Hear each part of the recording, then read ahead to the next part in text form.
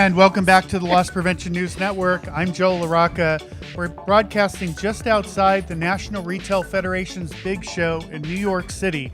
If you're in town, come on over to the Manhattan Club, 52nd Street, and you can watch the taping live. And if you're watching this at your workstation, or if it's a mandatory fun assignment from your Monday Fun Day from your professor, right.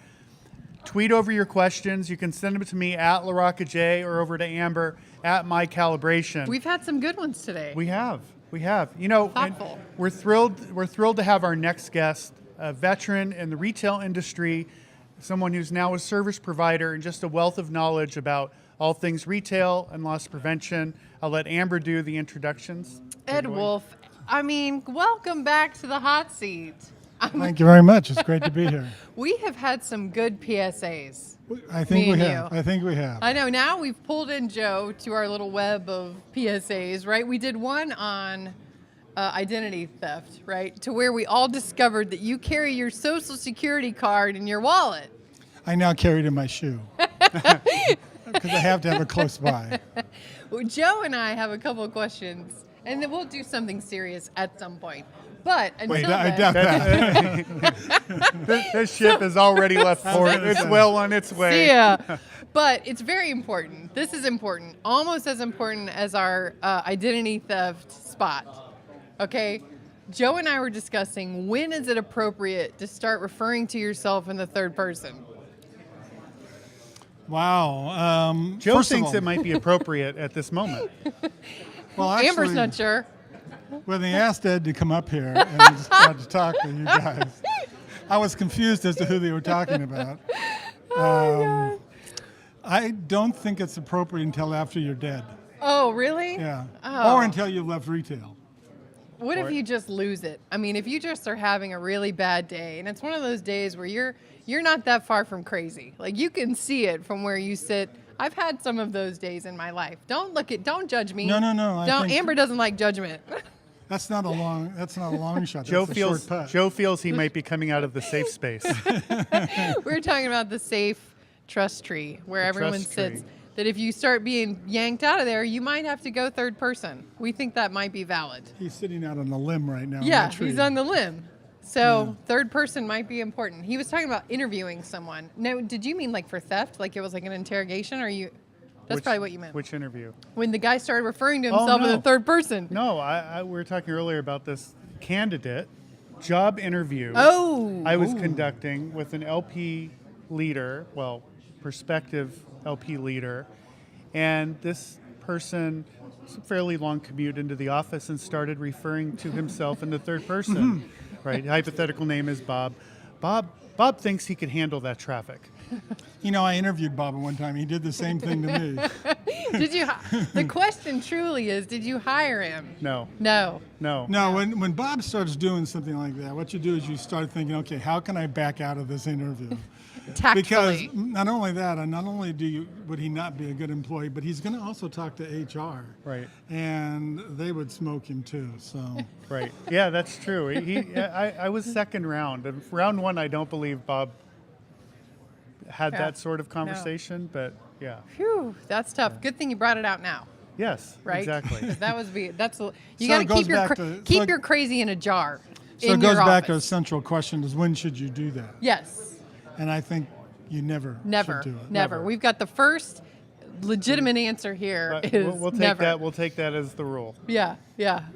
For sure. I guess that's when you start believing your own press. Yes. Is when you start talking about someone. That's like the beginning of the end. That is. It is. It is. Yep. Because especially when we got all those offers after our cybersecurity PSA to go on the road to do it, because everyone was so excited about the nuggets of premium information. Like, don't keep your Social Security card in your wallet. And this was literally a couple years ago. This was in Philly. I have an interesting identity theft PSA. All right. Well, I'll pose this question. Have you frozen your credit reports? Most people haven't. Yeah, I have. Have you? I did. Did okay. you? I have not. You? Okay. Oh, we're shocked. We're all shocked. Okay, so easy enough to do. All done online. It took about 3 minutes, one per bureau. Freeze your credit report. That way, if some malicious entity tries to run your credit, you're a ghost. Yeah. They can't get your credit Can't get profile. it. And they can't apply for They loans cannot in apply your for name. loans. It's frozen. Yeah. But They- if you apply for a loan, You have to then- you unfreeze it. unfreeze it Oh, first. okay. Okay, but here's my real PSA. So for those of you that said, I froze my credit, like Amber, I did mine, Ugh. here's the real challenge. I knew it was going to get me on this one. Now, go online and order your LexisNexis Full File Disclosure report. LexisNexis Full File Disclosure. Say that 10 Mine times. was about 400 pages, and I'm pretty innocuous. Yeah, you're a privacy guy. When you receive that report, you'll be blown away at the data collected. And, working in LP and law enforcement, you're accustomed to seeing a lot of data on people you investigate. For no particular reason, LexisNexis has way too much information. But you can also freeze your LexisNexis report and keep that from See why I brought him in entities that should not have access to it. See, now I learned something there. I should go Yeah, freeze my right. accounts and my LexisNexis. Yes, I all like of the this above. PSA stuff. It is. See, It's a fun. good. This is what we do. I'm glad you're in You're this talking with about us. helping people. Yes. Helping people, So that's right. far, let's recap. Don't ever refer to yourself in the third person. 1, 2, freeze your credit report. 3, freeze your LexisNexis report. And 4, don't carry your Social Security card in your wallet. Or Yes. your sock. Or your shoe. Or your sock sock. or shoe. All of these very, very important for sure. So are we going to get to what's going on at WG or what? Yeah, I mean, this year will be, I think, a banner year for us, in that we've been listening to our customer and making improvements in some of these alarming tags, like the Ninja. Oh, I love the ninja. Ninja. That's why you give me the shove. Yeah. It's a phenomenal name. Amber likes the ninja. She asked me at one time who named it, and I couldn't tell her who it was, but it's a Was good it, clearly, name. it was not you. It was not me, and they generally don't seek my advice. But we've been making improvements in the smart tag business, and really have several pretty exciting things to come up to show. So we'll be talking with our customers about those in the next couple of weeks. That's great. Very cool. So in terms of shows, NRF Protect in June, Anaheim, you'll be there. Yes. What other shows are on your near-term radar? Well, I mean, we're joining the LPRC again, so we're coming back to work with them, because they do great work. Yep. As you know, and so we're going to be working with them quite extensively in a couple of tests. The RELA show will be there, so we'll be very busy throughout the Nice. year. Great. So I think it's time, because you can handle it. You're a veteran, to put you in the lightning round. Have you done the lightning round with us before? I don't think so. Okay, see, it's Oh, fun boy. for all. It's fun for my all goodness. at the lightning round. Okay, so here's pressure. what's going to happen. We give you the this or that, right? You have to say your answer from 2 different things. Just you pick your preference. There's a timer right over there. You have to beat the timer. You see Okay, it? yeah. So once you beat the timer, then you will not fall through the floor. We have a trap door right under your feet. And if you don't beat the timer with your answers, or Joe just doesn't he's going to push the button and you're just going to fall right through the floor. It's a la Ellen's game, really. Have Okay. you seen that? Yeah, Okay. yeah. So, are you ready? I am. Okay, we'll wait for the timer to go and go. Football or baseball? Baseball. Ellen or Oprah? Ellen. Early bird or night owl? Night owl. Coke or Pepsi? Coke. Wine or beer? Wine. Snapchat or Instagram? Instagram. Typewriter or computer? Computer. That's a couple people out there expected me to say I'm a typewriter. typewriter. We got typewriter. I know we did. Believe it or We not, did, somebody said actually. typewriter. NYC or LA? L.A. London or Paris? Paris. FBI or CIA? FBI. Jason Bourne or 007? Jason Bourne. Angelina Jolie or Jennifer Aniston? Angelina Jolie. Friends or Seinfeld? Seinfeld. Sherlock or Watson? Hurry! Sherlock.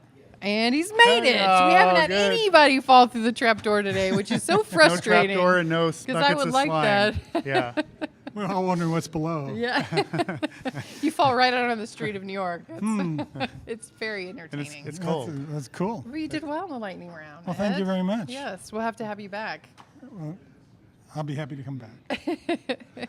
But you don't get off the hook No. that soon. No. Okay. Yes. So I can turn it back to business. Okay. Have you spent some time over at the NRF show yet? I have not. I have not. It's a sea of humanity over there.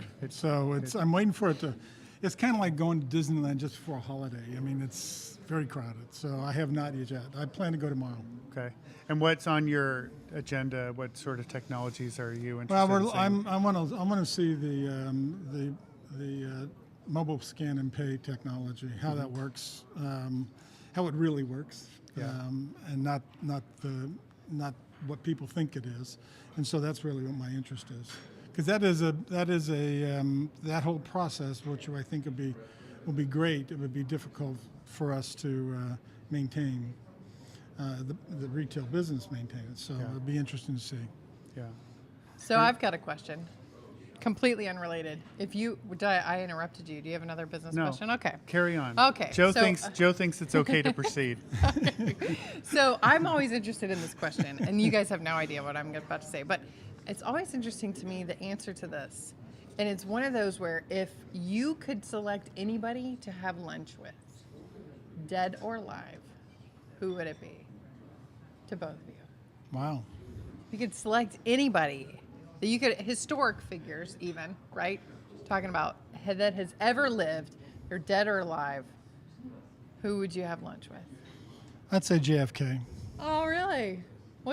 Tell us why. You got to say why. Well, because I thought he was, I thought he was brilliant. I thought he was going to keep us out of the Vietnam War. A lot of my friends did not come back from that. And it's just unfortunate that change of history kept us from understanding how bright he was. I like that answer. Joe, what do you think? Well, two answers come to mind. Okay. Personally, my paternal grandfather, so my father's father, from Italy, who immigrated here. Cool. And it'd be interesting, especially given the climate of everything going on, to hear a firsthand immigrant story and how that directly falls back into my ancestry. Otherwise, similar to Ed, Ronald Reagan would probably be my person. To understand that going from Hollywood into a governorship, into the presidency, and all of the accomplishments he had along the way, and just led our country out of the Cold War and the negotiations behind the scenes with Russia. Just fascinating history that I'd love to hear firsthand from just a man that I admire and, the first president I ever got to vote for. Oh, those are both really good answers. See, this is when you start to get to know people, right? What about you, Andrew? Oh, okay, yes. Let's put you on the hot seat. She would pick The Bachelor. Yeah.